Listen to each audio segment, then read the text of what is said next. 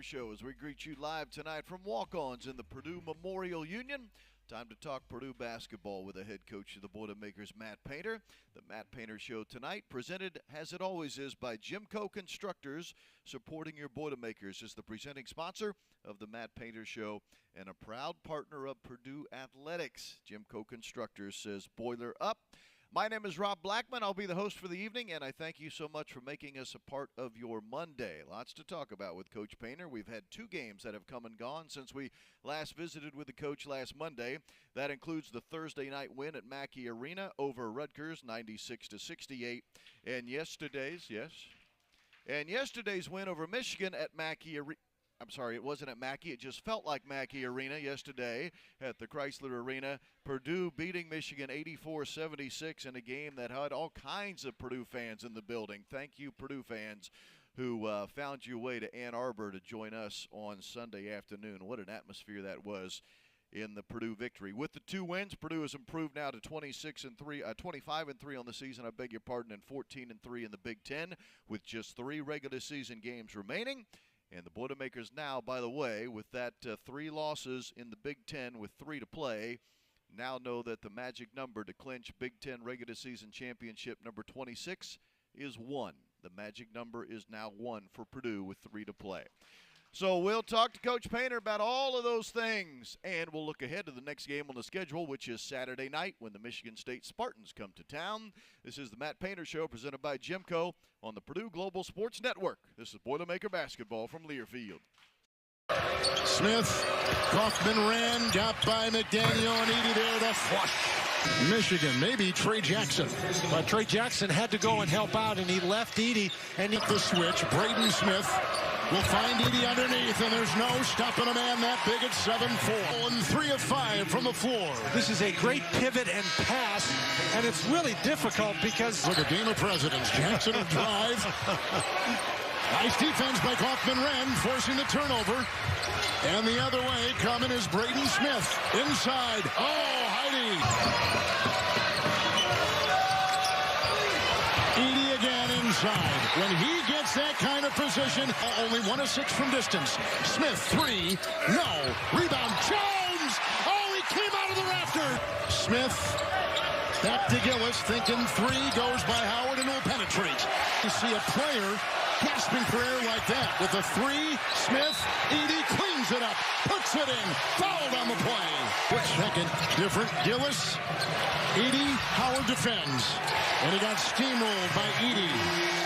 19, zeros on the clock. Don't care what he does, you'd like to have him back for March. Edey, Kaufman-Wren, bumping off bodies. Heide goes down low. Edey has got it, a little bit outside, but leans in nicely and gets the foul and count the 2. Smith on the run, floater on the fly. Claimed inside by Smith. Outside, Jones, 3. Bullseye! Braden Smith. Jones drives hard! Howard is on him. Smith. Gillis, 3. Good! Big-time triple. Well, Edey dumps the ball off and then just goes inside, and here Gillis. Pricing and financing details. Welcome back to the Matt Painter Show, presented by GEMCO, live tonight at walk-ons in the Purdue Memorial Union, where it's always game day with a taste of Louisiana. We are here at walk-ons. Everyone needs a little playing time, so before a Purdue basketball game or anytime throughout the week, stop by walk-ons here in the Purdue Memorial Union, where it's always game day with a taste of Louisiana, and we thank the fine staff here at walk-ons for hosting our show all season long. Rob Blackman here with the head coach of the Boilermakers, Matt Painter, as we spend the next 50 minutes or so talking Boilermaker basketball. Purdue 2 wins since we've last spoken from last week, and one of those, Coach, was yesterday, the victory at Michigan, 84-76. Zach Edey, 35 points, 15 rebounds.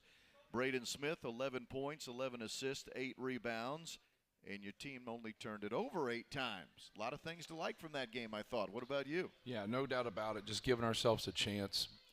We didn't shoot the ball as well as we're capable, but The fact when you're not turning over and you're getting quality shots, our ability to offensive rebound, that combination has worked, all year for us. But I thought we played well.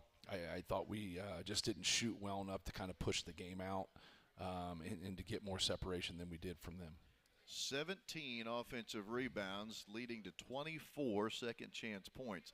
There was a point, especially early in that game, Coach, it felt like every shot we put up on the rim was going to be rebounded by our ball club unless it went in the basket. Yeah. It felt like we were that dominant on the glass. Yeah, you get into a little bit of a dilemma for the opposition because if they're going to stay one-on-one with Zach, and they kind of mixed up, a zone back to man, but we were able to still get the basketball inside. And when you allow his catches and then you don't double, obviously we want him to be aggressive. If you do double, we want him to pass.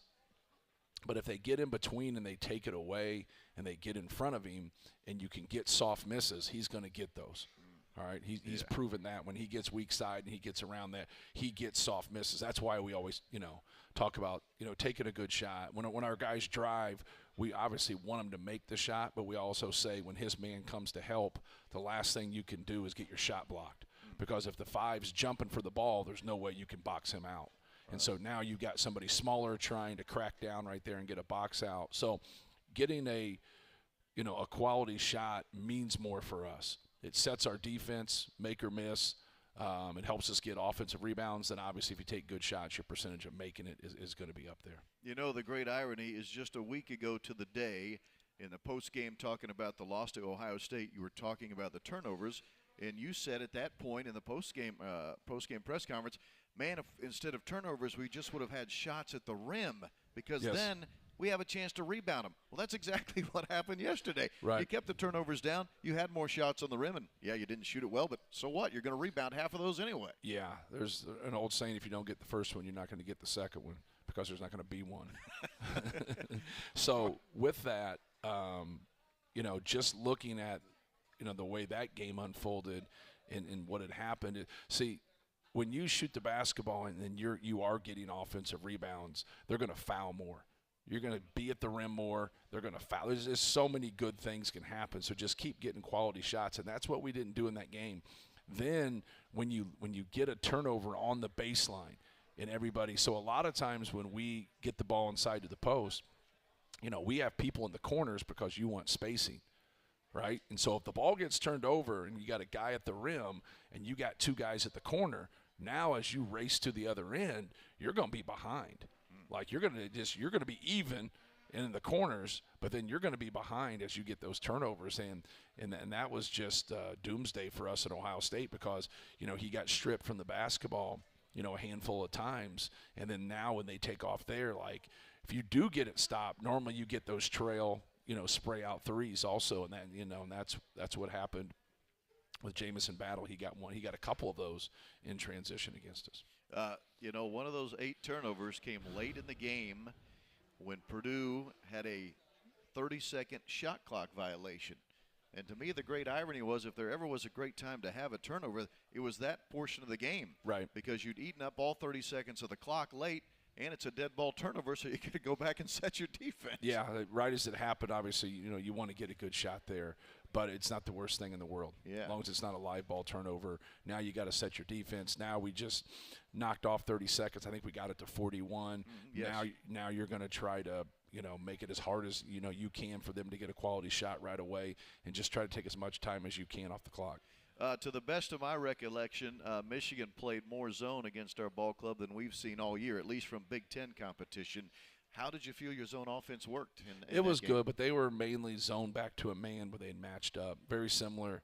A couple years ago they came in here, and we just kind of stopped trying to overthink it and do too many things, and we just spread the offense out, and as we moved the basketball, we just isolated Jaden Ivey. It was one of those games, Michigan at home, and I think Illinois at home, where we did the same thing to them. Illinois was a little different because they just had Kofi Coburn, and they were in a deep drop with their ball screen D. They're just trying to camouflage it, show their zone, go to man and match.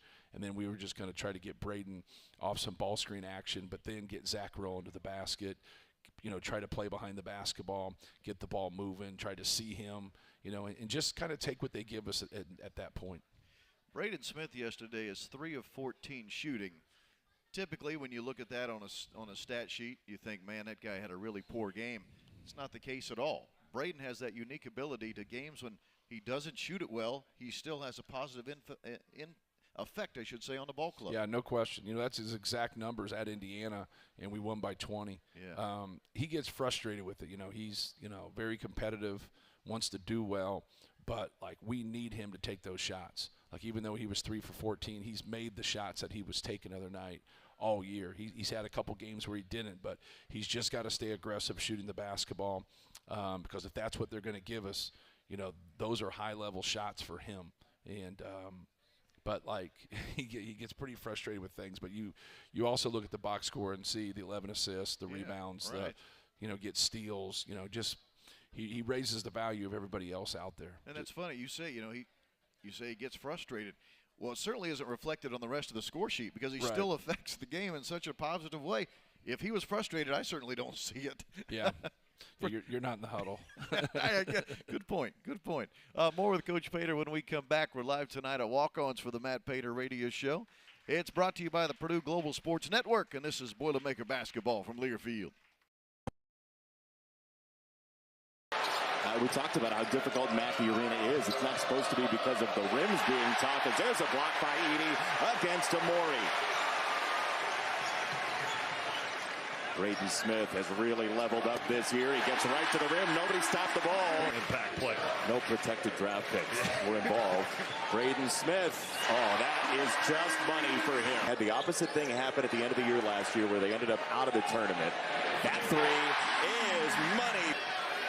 Smith, little head fake. Morton into the corner and good. You've been at college before. You don't Food is gold. Wow, hard drive. Heide has been awesome tonight. Well, their physicality, the way they turn you over, the fact that they can get to the rim, it bothers Purdue. And Purdue was fortunate. Here comes Smith again. Edey. 6 minutes. And won't this time either. Oh, what a pass. That is a laser to Jones. Jones, great defense. Edey the hit ahead. Jones, soft touch. Well, again, Purdue just getting whatever they want. Ethan Morton throwing it inside. You've got Emmanuel Abole, who only has played. This is his 6th game for Rutgers. Purdue really turns the ball fast and hard. Look at that pass. Ooh. Fly by, Mason Gillis wakes around. 4-3. With Paul Mulcahy, all of your playmaking. Making the NIT would not be, oh my goodness. Whoa! Oh, wow. Come on, Cam Heide. He's really athletic. He's one of those guys that he's shooting 40+% from 3, but he's got real bounce. And with Amori coming over to block it, first in the Big Ten, second nationally, he understands his role so well.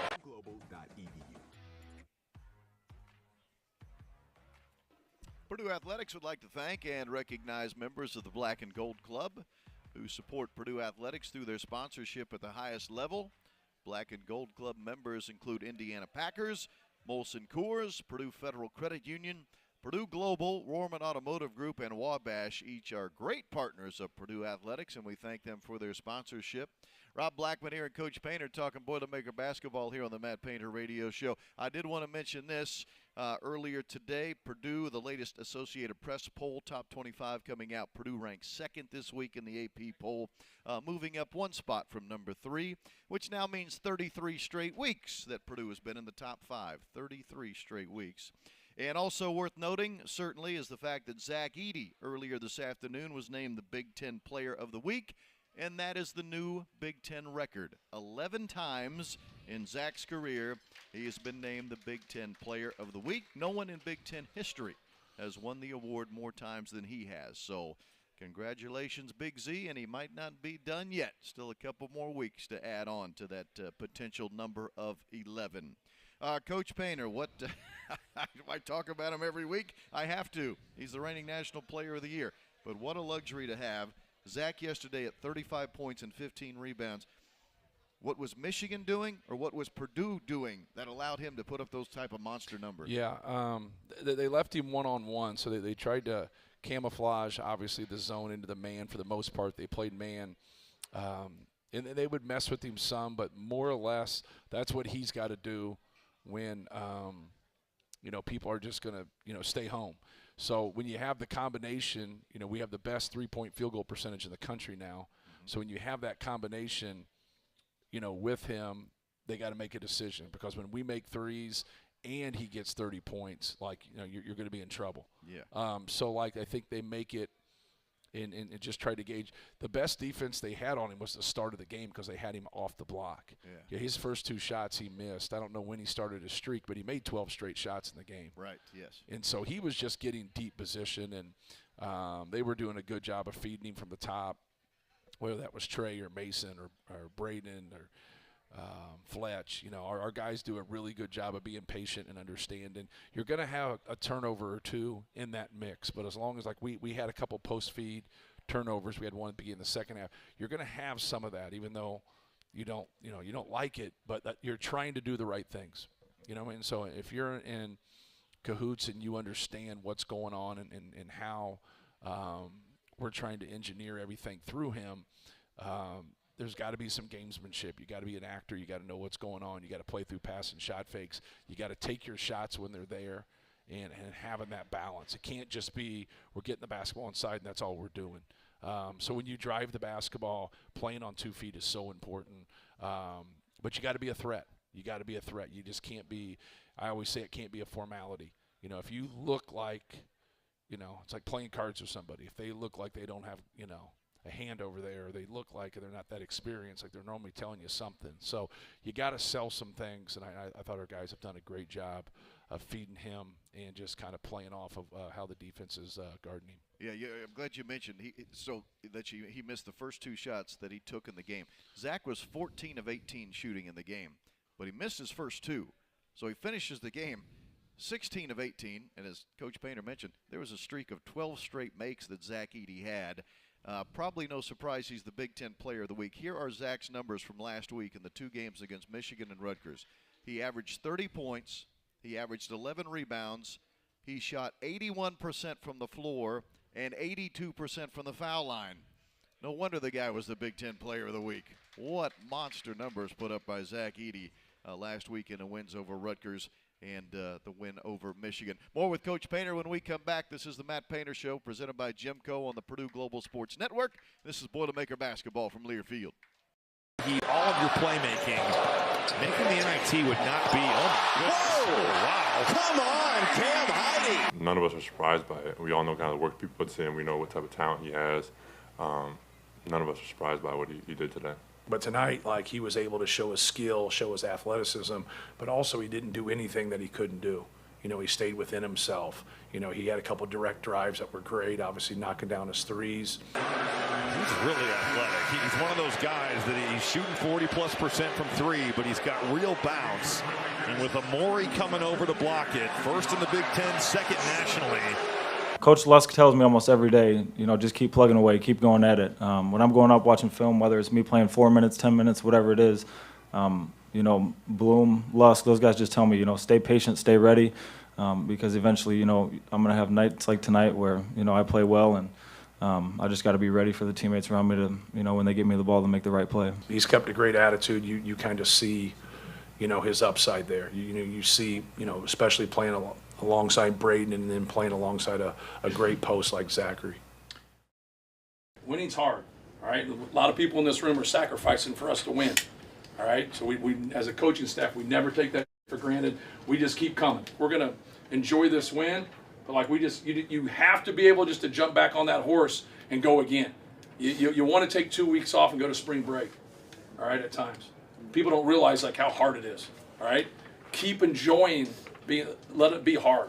Don't look at it, look at it as a good thing, that it's hard and it's tougher, and be tougher than other people, all right? But enjoy that game got close there. Enjoy that part of it. All right, I'm just going to keep doing what I'm supposed to do. I'm going to keep boxing out. I'm going to keep doing what I'm supposed to do on the press, whatever that might be, okay? Because that's where, if it wasn't special, then it'd be easy, all right? We don't want easy, all right? But great win, total team effort. It's not always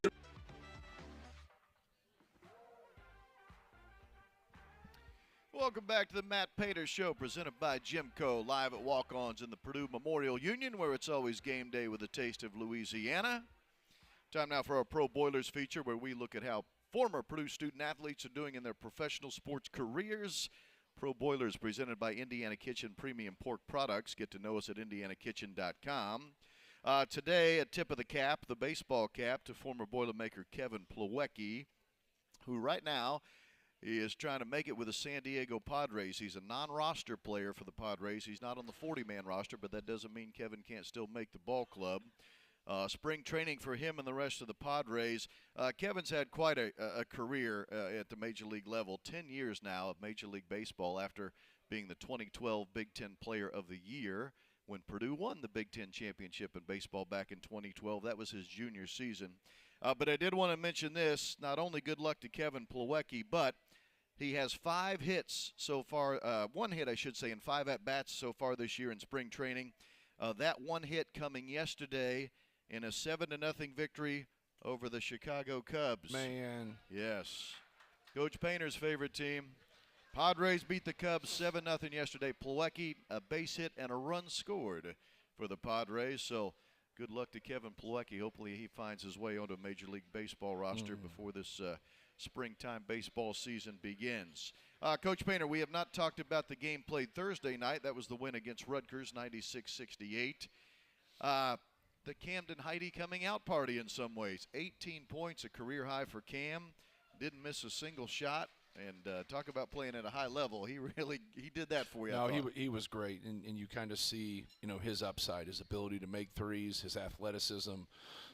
The more we can push the ball, I don't know why. So we really work on sprinting and getting to the other end. We got to get our guards to run, because I love it when Lance gets out in the open court and we advance the ball to Lance, and then he can attack, Cam, Fletch, Mason, those guys being able to fill in and be able to knock those threes down, trying to get that early post. And so, the more we can run, the more we can look. Miles Colvin and Cam are, alley-oop candidates, and so you can get some alley-oops in there. You can get some easy wins in the run-outs. But obviously it was going for Cam. He had 2 really nice drives, and obviously he made all of his threes. And his ability to play in the game and not overdo things, and then also guard, helps us. But then coming in and getting a guy that can rebound the basketball too. So he gives you that ultimate big wing that you're looking for. And got a bright future, man. We're excited about this. So many people do this in college and they run in, and it's hard. He'd been injured a lot his junior and senior in high school, and so redshirt and waiting now in a real situation. He plays a lot more than he does. Miles Colvin plays a lot more than he does. But when you have the team that we do, it's hard initially. It's hard initially to crack that lineup and get in there and get in that rotation and get consistent minutes. And he's kept a great attitude and he's kept playing, but he's got a big time future. Well, yeah, for those who did not know, his senior year did not go well because he was injured very early. Senior year of high school, I think he played 3 or 4 games maybe, right, and then had to shut it down with a foot injury. Then redshirted all of last year, was not able to participate in summer workouts when he came to Purdue because of the injury. So, yes, now he's finally had a chance after really 2 years of not playing competitive basketball to play. You often talk about with the freshmen when they come on board, and even transfers for that matter, they have to be able to hold their own on the defensive end. Yes. Is Camden? Oh, no, he's great. Yeah. He's done a really good job. He helps us defensively. He's got good size, good length. He understands what's going on, learning the tricks of the trade. But his ability with his size and also his ability to rebound too. He can move his feet, and that's what he doesn't. Ideally, it's not great for him guarding some of those smaller, quicker guards, but it's not great for anybody. But he does as good a job as anybody on our team, with those guys, and he gives a lot of effort to it. Camden, a Minnesota kid who was very highly recruited by a lot of heavy hitters in college basketball. But I think I have this right, Coach Painter. His dad is a Lafayette Jeff grad. Correct. Purdue grad. Correct. So I'm assuming that helped in the recruiting process. That helped in the process. Nice to get that guy on our team, and Camden Heide, especially the athleticism that guy shows. And what he's been able to do in his redshirt freshman season. The other thing that really stuck out to me from the Thursday night win, Coach Painter, offensive efficiency. Purdue was I think it was 1.52 points per possession. Yeah, that'll do it. That's an incredible number. That'll do it. How? What? Yeah. And you were playing the number 2 defensive efficiency team in the country in Rutgers. Right. So the fact that we were able to get quality shots against them, and then just, you know, when you, like I said, the combination of making threes and having him at the post up, and then getting things off the offensive glass, and then getting in transition. I don't care who you are. If you have to play in the half court the whole time, you better be damn good, because it is hard. So we really work on stealing points in transition and stealing points on the glass. But then when you shoot well and you're doing both of those things, you know, you're going to get a number like that. That has to be the best of the season. I didn't look, but that has to be our best. One of the best ever, probably. I mean, you're not going to get more than 1.5 per possession on average. I'm not 100% correct in this, but I believe what Chris Foreman, our sports information director, provided me, I think we've only done 1.5 per possession 4 or 5 times ever in the history of the school. So yeah. That is pretty amazing. And look, Rutgers was playing without Mawat Mag, who was probably their best on-ball defender. But even that said, the way you guys were able to score the ball with the efficiency that you did against, again, the second-best defensive team in the Big Ten was really something to see. That first meeting with Rutgers, they had out-rebounded Purdue. Purdue had more turnovers against them. Yet you flipped the script on them here in that second game. That had to be a point of emphasis, I'm assuming. Yeah, it's a point of emphasis every game, but like especially when somebody, you know, I think Rutgers is the only team that's out-rebounded us, right? Yes, they're the only one. On the season. Yep. So that was something that we discussed and just said, like, hey, we have to do a better job. We have to have physical box outs and go get the basketball. But then we got to take care of it. We got sloppy in that second half. I thought we were really good at Rutgers. We were up 13 at half. We should have been in a better position, but they probably felt the same way.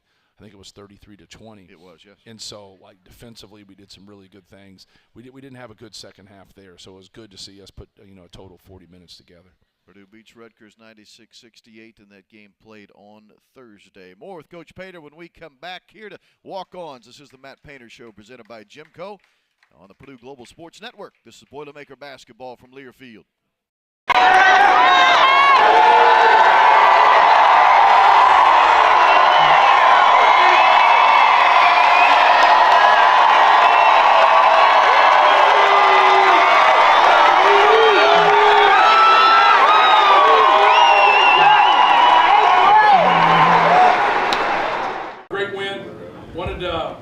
You've met a lot of these guys before, some of you haven't. These are the members of the 1974 NIT Championship, one of the greatest teams in Purdue history. This is the thing that we talk about, just the tradition.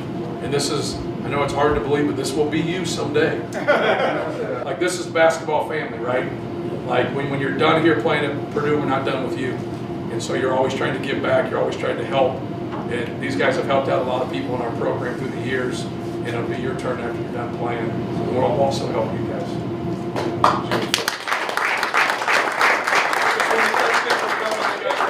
Schedules, their own lives, they got everything. Come back here and have a great weekend and see you guys. And I know, talk to a lot of them, like, you know, these guys are proud of you. All right? So, like, sometimes when it's hard and you're sitting there and you got class and you got things, like whatever it is, always know when you go into arenas, especially when you got people pulling for you. You got people here that have went through it, that have given their blood, sweat, and tears to this program. All right, so you guys can, you know, be in this position. We're not the Purdue Zach Edeys, we're the Purdue Boilermakers. Like, we got so many guys that can go. A spin and a score. Wow, with the left hand. That is an elite pass by Braden Smith. Once again, running the show. Fletcher Lawyer is just riding the heater. 53% from three. Gillis, the hustle guy, the glue guy, doing a little bit of everything. Seeing him go up and put a defender on a poster is no surprise. Colvin, Money, Lance Jones playing thief. Lance Jones always seems to knock down big three. He does not fear the moment. GEMCO Constructors is supporting your Boilermakers as the presenting sponsor of the Matt Painter Show. Proud partner of Purdue Athletics, GEMCO Constructors says boiler up. And the 2023-24 Purdue basketball season is presented by Purdue Global, Purdue's online university for working adults. Earn a degree you're proud of and employers respect. Start your comeback today at purdueglobal.edu. Coach Painter alongside for tonight's Matt Painter Show here at the Walk-Ons in the Purdue Memorial Union. We thank you for joining us on a Monday night. Quick reminder, Next Monday night's the final show of the year. That'll be that first Monday in March, and that's it for us. Final Matt Painter show of the year is next Monday night at 6 o'clock. So that'll put the finishing touches on the Coach Painter's weekly radio shows from this season. For those that have joined us, maybe in the restaurant here, either once, twice, or maybe the whole season, thank you very much for coming out and being a part of the show all season long. Up next for Purdue, a Saturday night game that is against the Michigan State Spartans. 8 p.m. is the tip-off. First and only regular season meeting with Michigan State this year. But first things first, Coach Painter, you're in a unique position in that you have a 2-game lead on Illinois with 3 to play to win the Big Ten championship. Two and a half. Technically, yes, 2.5 on the loss side. Which means Purdue's magic number is 1 to clinch at least a regular season, a portion of the regular season title. I'm bringing this up because you're in a unique position because your team has the entire week off. Right. Illinois has to play midweek. Yeah, they got a game this week is where they even up the games. We obviously have 17 games played. They have 16. They'll play Minnesota Tuesday or Wednesday. I'm not sure which day they play them. Then that'll even us up. And then obviously they play before us on Saturday. Saturday afternoon, right? They play Saturday at 1. Then we play Saturday at 8. So we'll know if we're playing for a tie of the league title or the outright in that game. But you just need to keep your focus on Michigan State. That's who you play. Right. You don't play Illinois until the following Tuesday, and you just got to keep your focus on that opponent. And Michigan State, coming off those 2 home losses, I promise you they're going to be ready, and I promise you they're going to compete. And they have the whole week they have spring break too. So they're really going to kind of hunker down and get some practices in, and there's a lot of pride there.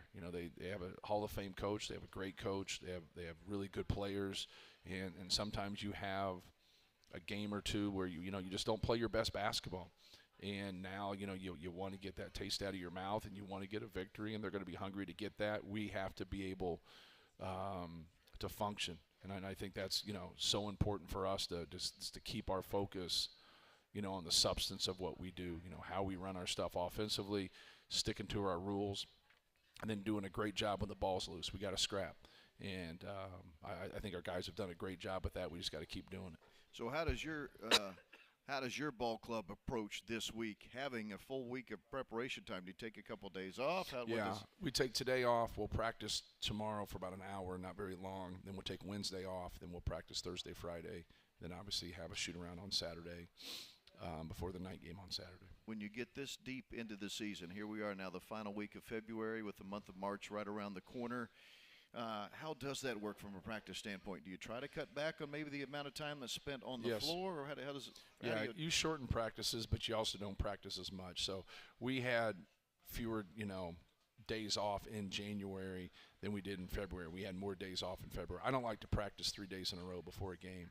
And so, if that's the case, then I just take that time off, and it seems to really help us. And a lot of people say, well, look how many minutes Zach's logging, or look how many minutes Braden's logging. Well, just don't practice as much then. And if you're, the wear and tear you have in practice in games, it goes together. It's the totality of it. So that's, the way I kind of look at it. Like, if Braden's not in foul trouble and his win's good, I try to give him a little bit of a break here and there.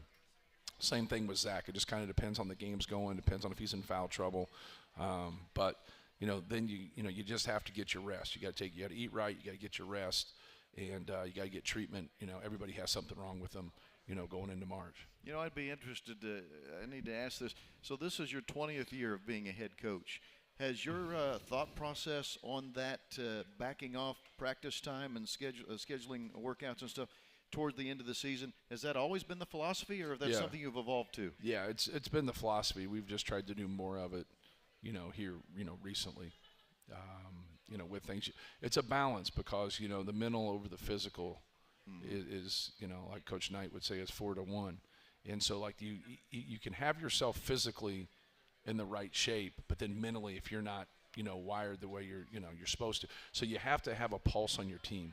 And but being on edge is really important, but also being fresh.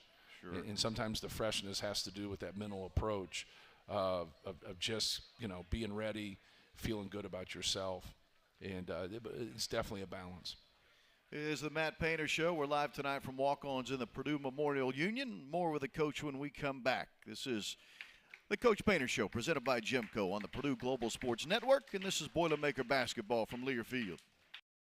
Smith, Kaufman ran, got by McDaniel and Edey there to flush. Michigan, maybe Trey Jackson. But Trey Jackson had to go and help out, and he left Edey. And he The switch, Braden Smith will find Edey underneath, and there's no stopping a man that big at 7'4". And 3 of 5 from the floor. This is a great pivot and pass, and it's really difficult because... Look at Game of Presidents. Jackson will drive. Nice defense by Kaufman-Renn, forcing the turnover. And the other way coming is Braden Smith. Inside. Oh, Heide. Edey again inside. When he gets that kind of position, only 1 of 6 from distance. Smith, 3. No. Rebound. Jones. Oh, he came out of the rafter. Smith. Back to Gillis, thinking 3, goes by Howard and will penetrate.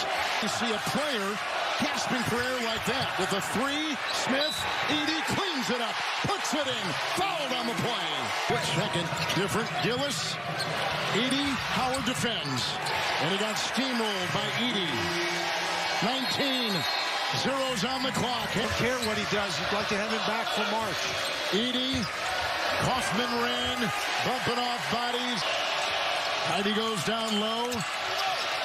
Edey has got it, a little bit outside, but leans in nicely and gets the foul and count the 2.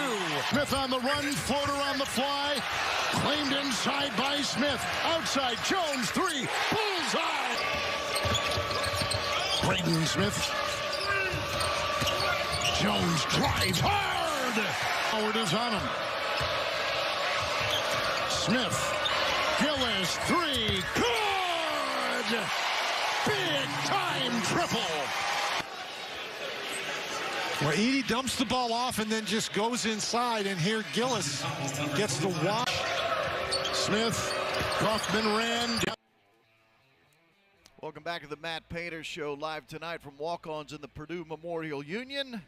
Thanks to those who are watching us live tonight on the Purdue Facebook page. That includes folks watching in West Palm Beach, Florida, Clear Lake, Texas, and Aruba, we hear as well. So hopefully you're getting some sun in Aruba and enjoying some Boilermaker basketball as well. I'm your host, Rob Blackman, thanking you for joining us however you may have found us tonight, maybe the old-fashioned way on the radio, or maybe you are watching us on the Purdue Facebook page or Purdue X channel or the Purdue YouTube channel as well. Coach, I hope to talk about this next week and what will be the final show of the season as far as the coaches shows go, but in case I don't get to it, I do want to talk about this Purdue senior class. 56 Big Ten wins in their careers. The record is 57, set by the class of 2019. This team right now has won 83 games over the last 3 years. That equals a school record for the most wins over a 3-year period. I don't know if there are enough accolades to throw around to make it appropriate for how good this senior class has been to you. Yeah, no question about it. And obviously, coming in a tough situation with COVID. Right. You know, this was their freshman year. It was Mason's redshirt freshman year. It was Ethan and Zach's freshman year, and obviously, Jaden Ivey was in this class. Yep. Right. So that was our departure from the class, but obviously. You know, he had a great, 2 years while he was here, but they've been great. Mason Gillis is a maniacal worker, and to have somebody like that coming off the bench for us as that sixth man who you would think would be the sixth man of the year in the league, with his ability to compete, his ability to make shots, his ability to play alongside Zach Edey. He's a good offensive balance for Zach Edey, and Ethan Morton has just been just kind of a quintessential winner. A guy that's, really been able to defend. He can guard a lot of different people. Great teammate, great guy. Just has done a lot of little things and really, really helped our program. Lance Jones gets, the fifth year comes in with the group and done a lot of things for our group offensively and defensively. His spirit, his competitiveness.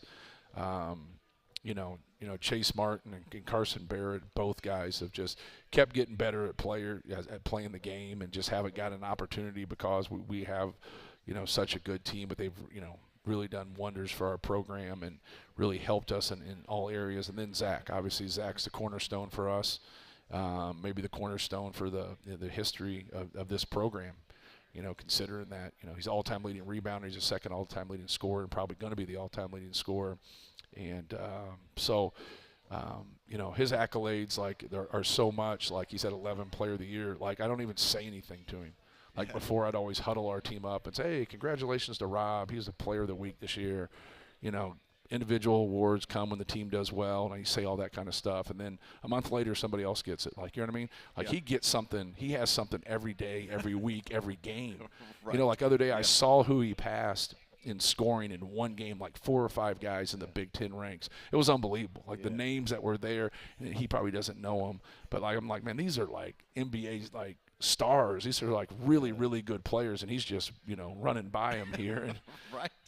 So what he has done has been amazing. But this class has been great, and they've poured their heart and soul into it, and that's what we thought when we recruited him. And to get him here and to be one of the most successful classes, if not, hopefully, the most successful class. Well, Zach, yesterday, you mentioned those names. He had one of the guys he bypassed yesterday was Cassie Russell in the house. Yeah, in the house that Cassie built. Off the one leg, Cassie Russell. Yeah, that's all you need to know about the way Zach's knocking off the accolades left and right. More with Coach Painter when we return here. It's the Coach Painter Show presented by GEMCO on the Purdue Global Sports Network. This is Boilermaker basketball from Learfield. We talked about how difficult Mackey Arena is. It's not supposed to be because of the rims being tough. As there's a block by Edey against Amori. Braden Smith has really leveled up this year. He gets right to the rim. Nobody stopped the ball. Impact player. No protected draft picks were involved. Braden Smith. Oh, that is just money for him. Had the opposite thing happen at the end of the year last year where they ended up out of the tournament. That three is money. Smith, little head fake. Morton into the corner and good. You've been at college before. You don't know food is gold. Wow, hard drive. Heide has been awesome tonight. Well, their physicality, the way they turn you over, the fact that they can get to the rim, it bothers Purdue. And Purdue was fortunate. Here comes Smith again. Edey. 6 minutes. And won't this time either. Oh, what a pass. That is a laser to Jones. Jones, great defense. Edey the hit ahead. Jones. Soft touch. Well, again, Purdue just getting whatever they want. Ethan Morton throwing it inside. You've got Emmanuel Abole, who only has played. This is his 6th game for Rutgers. Purdue really turns the ball fast and hard. Look at that pass. Ooh. Fly by, Mason Gillis wakes around. 4-3. With Paul Mulcahy, all of your playmaking. Making the NIT would not be, oh my goodness. Whoa! Oh, wow. Come on, Camden Heide. He's really athletic. He's one of those guys that he's shooting 40+% from 3, but he's got real bounce. And with Amori coming over to block it, first in the Big Ten, second nationally, he understands his role so well.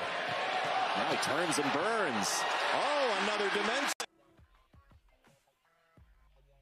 Everyone needs a little playing time, so before a Purdue basketball game or any time throughout the week, stop by Walk-Ons in the Purdue Memorial Union, where it's always game day with a taste of Louisiana. It's where you find us tonight with the Matt Painter Radio Show, 6 to 7 on Monday nights. We've been here all season long, and again, a reminder, next week, next Monday, will be our final show of the season. We were talking about accolades for Purdue's senior class specifically, but for this team as well. With Purdue now sitting at 25-3 on the season, this is the second best start to a season other than the 87-88 Boilermakers, who started the year 26-2. So pretty good company there that our Purdue team this year is keeping. 3 games left on the regular season schedule. Michigan State Saturday night, then a Tuesday game next Tuesday at Illinois, and then Sunday afternoon against Wisconsin. Coach Painter, we were talking that last segment about this senior class, and it got me to thinking, because I don't remember specifically, but with that their freshman year being the COVID year, from a recruiting standpoint, those guys, the seniors I'm talking about, they weren't the kids that you had to recruit off of only video only, right? You were able to go see them live Correct. in person? Yeah, Yes. I saw all those guys. I went to IMG twice. I went to Butler, Pennsylvania probably 4 or 5 times. I went to Newcastle 4 or 5 times. Jaden Ivey, I saw a lot. I saw a lot. I saw how fast he was. I was like, whoa, I'm coming back here. He's going to have to tell me no. Well, this group's going to have 2 NBA guys. That group's going to have 2 NBA guys. It certainly looks like. We know Jaden's one, and it certainly looks like Zach Edey's going to be one. When you were recruiting them, did you see that type of professional talent in them at that time? Well, I saw how fast Jaden Ivey was. And obviously his grandfather played in the NFL. His dad played in the NFL. His mom played in the WNBA. So obviously having great genes. But he was just – I was floored that more people didn't recruit him. He played for a good AAU team. He's in South Bend, Indiana. Like, you know, people knew about him. People would go to see him play. There was a couple, like, rivals of ours that went in to see him play versus somebody else, and they went to the game. And I was like, man, they're going to be on him now. This is going to be harder. And they didn't recruit him. It blew my mind. And I was like, well, good for us. Right. And so, but when you saw Zach, you know, Zach was very good in workouts at the time. He wasn't great when it went full court, and mainly because I didn't throw him the basketball. So, like, you know, you got to throw people the basketball when you're of that size. And if they don't, then your value's not going to be as high. But I just thought he had too good of a motor for somebody that size, and you know his hands were really good, and his footwork was pretty good, and you know Mason played center in high school, but like his ability to shoot, if you watch him shoot and his release, and you knew he was really competitive, and he loved to play, and Ethan's ability to pass and his size and his athleticism, and so obviously it was a really good class. Ethan was point guard in high school, right? Yes. 6'7". Yeah. He had a couple guys with him that could really shoot. The coach's son could shoot. They had another kid there that could really shoot. You know, he averaged around 9 assists a game. And so, like, he really set the table for his high school team. Wow. Final segment of the Matt Pater Show presented by GEMCO. When we come back, this is the Purdue Global Sports Network, and this is Boilermaker Basketball from Learfield. All of your playmaking, making the NIT would not be. Whoa! Wow! Come on, Cam Heide! None of us are surprised by it. We all know kind of the work he puts in. We know what type of talent he has. None of us are surprised by what he did today. But tonight, like, he was able to show his skill, show his athleticism, but also he didn't do anything that he couldn't do. You know, he stayed within himself. You know, he had a couple direct drives that were great, obviously knocking down his threes. He's really athletic. He's one of those guys that he's shooting 40+% from 3, but he's got real bounce. And with Amori coming over to block it, first in the Big Ten, second nationally. Coach Lusk tells me almost every day, you know, just keep plugging away, keep going at it. When I'm going up watching film, whether it's me playing 4 minutes, 10 minutes, whatever it is, you know, Bloom, Lusk, those guys just tell me, you know, stay patient, stay ready, because eventually, you know, I'm going to have nights like tonight where, you know, I play well, and I just got to be ready for the teammates around me to, you know, when they give me the ball, to make the right play. He's kept a great attitude. You kind of see, you know, his upside there. You see, you know, especially playing alongside Braden and then playing alongside a great post like Zachary. Winning's hard, all right? A lot of people in this room are sacrificing for us to win, all right? So we as a coaching staff, we never take that for granted. We just keep coming. We're going to enjoy this win, but like you have to be able just to jump back on that horse and go again. You want to take 2 weeks off and go to spring break, all right, at times. People don't realize like how hard it is, all right? Keep enjoying, let it be hard. Like, don't look at it, look at it as a good thing, that it's hard and it's tougher, and be tougher than other people, all right? But enjoy that. That game got close there. Enjoy that part of it. All right, I'm just going to keep doing what I'm supposed to do. I'm going to keep boxing out. I'm going to keep doing what I'm supposed to do on the press, whatever that might be, okay? Because that's where, if it wasn't special, then it'd be easy, all right? We don't want easy, all right? But great win. Great win, total team effort. It's not always going to be pretty, all right? It's not always going to be pretty. Final segment, everyone, of the Matt Pater Show. Our next broadcast, this reminder, is Saturday night, 8 o'clock, when Purdue will host Michigan State at Mackey Arena. Only regular season meeting between these two teams this season. 8 o'clock the tip, 7 o'clock for the broadcast on Saturday night. Here's a little nugget for you. You can chew on this all week if you'd like with your friends and family. And this is not meant as a criticism in either way, not toward either player, but just simply the facts that you may debate and discuss amongst yourselves. But with Zach Edey now closing in rather quickly on Rick Mount's all-time scoring record, Zach is 126 points away from tying Rick Mount for the most points ever scored in the history of Purdue basketball. Think about that. Most points ever scored in the history of Purdue basketball. Zach is only 126 points away. With that in mind, today I sat down and crunched a few numbers, and I'd like you to hear them and maybe get your thoughts on them another day. Remember now, Rick Mount only played 72 games. 72 college games because you couldn't play as a freshman, and as a sophomore, junior, senior, they weren't playing nearly as many games per season as we play these days. And Zach has played 127 games, so it's not exactly like we're comparing apples to apples, but in some ways we are. Rick Mount, number of 30-point games in his career, 46. 46 30-point games in 72 games played.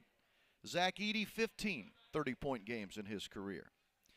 Rick and Zach share the fact that they both will end up being two-time consensus All-American players. They both will also be 3 times All-Big Ten. They do share that. Another thing they share, they don't foul very much. Rick Mount, on the average, only fouled twice a game in his career. Only fouled 2 times a game.